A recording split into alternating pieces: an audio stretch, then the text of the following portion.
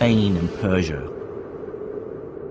I think one must bear in mind that this is an era in which people actually believed in God, and the dramatic successes of the Arabs as they poured out of Arabia was such that a lot of people did sort of observe and say they must have God on their side, this must be the true God.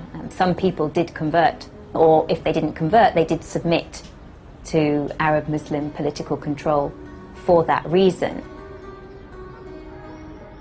By the early 8th century, Islamic caliphs ruled a vast territory. And like most successful emperors, from Caesar to Napoleon, they understood that political power and scientific know-how go hand in hand.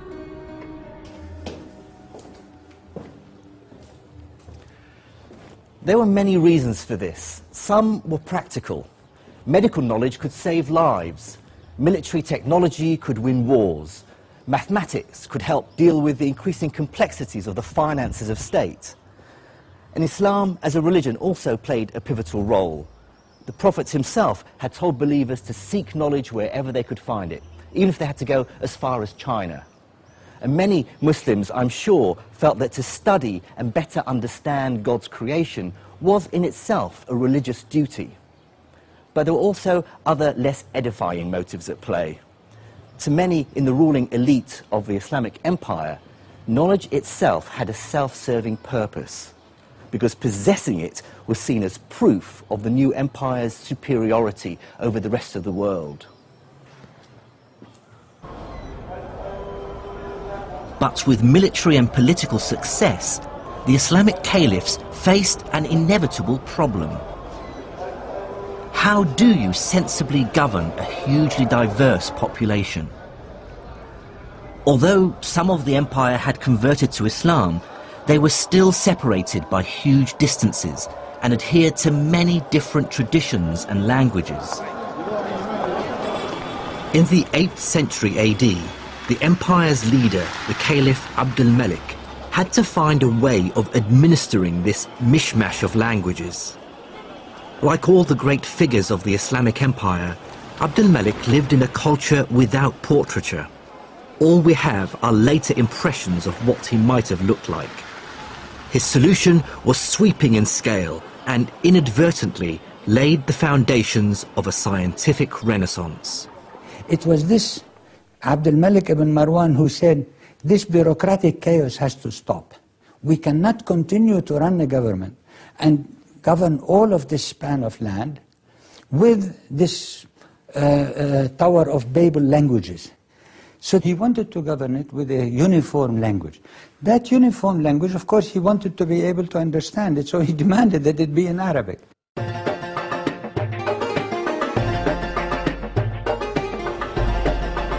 But the choice of Arabic as the common language of the empire went beyond administrative convenience. The decision had extra force and persuasiveness because Islam's holy book, the Quran, is in Arabic, and Muslims therefore consider Arabic to be the language of God.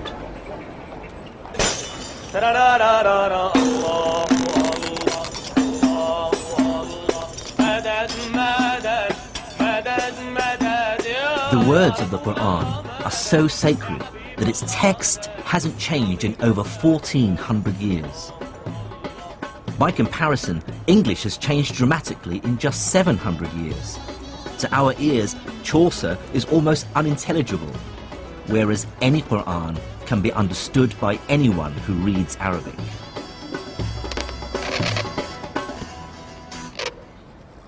Making copies of the Quran has always been a specialized and highly respected job since the foundation of Islam.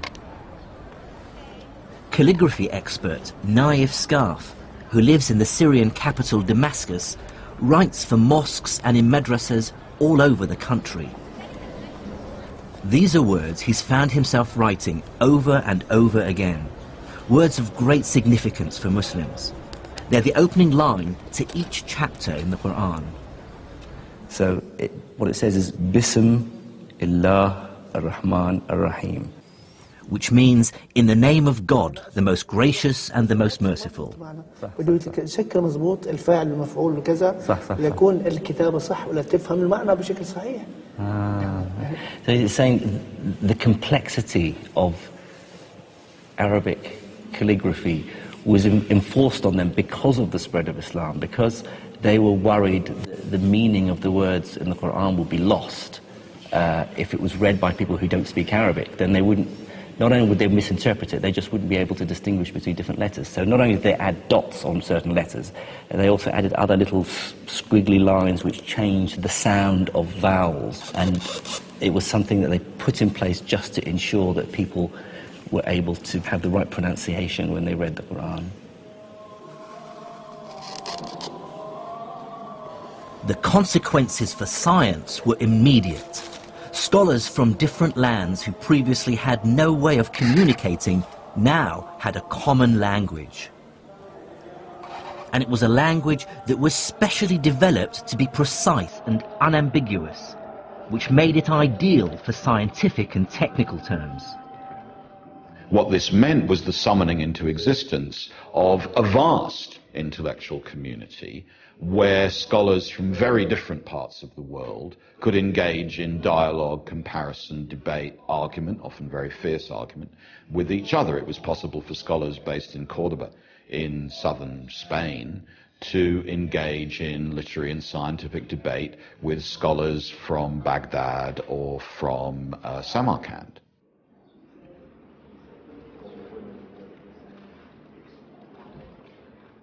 But I can tell you that scholars aren't motivated by the love of knowledge alone. There's nothing like a large hunk of cash to focus the mind. By the early 800s, the ruling elite of the Islamic Empire were pouring money into a truly ambitious project, which was global in scale and which was to have a profound impact on science. It was to scour the libraries of the world for scientific and philosophical manuscripts in any language: Greek, Syriac, Persian and Sanskrit, bring them to the empire and translate them into Arabic. This became known as the translate and unambiguous, which made it ideal for scientific and technical terms. What this meant was the summoning into existence of a vast intellectual community where scholars from very different parts of the world could engage in dialogue, comparison, debate, argument, often very fierce argument, with each other. It was possible for scholars based in Cordoba, which you could add to his library, could be extremely lucrative. The story goes that the Caliph al-Ma'mun was so obsessed that he would send his messengers out of Baghdad far and wide to distant lands just to get hold of books that he didn't possess for the translation movement. And anyone who brought him back a book that he didn't have, he'd repay him its weight in gold.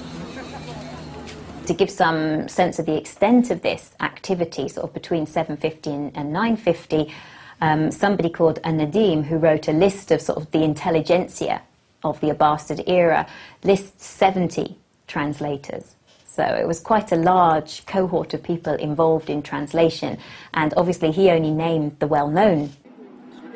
They could get up to 500 gold dinars a month, which is probably around $24,000, which is a huge sum of money for what they were doing. It was a very, very prestigious, well-paid, well-patronized activity. And motivating this global acquisition of knowledge was a pressing practical concern, one that rarely crosses our minds today. This is the new library at Alexandria in Egypt.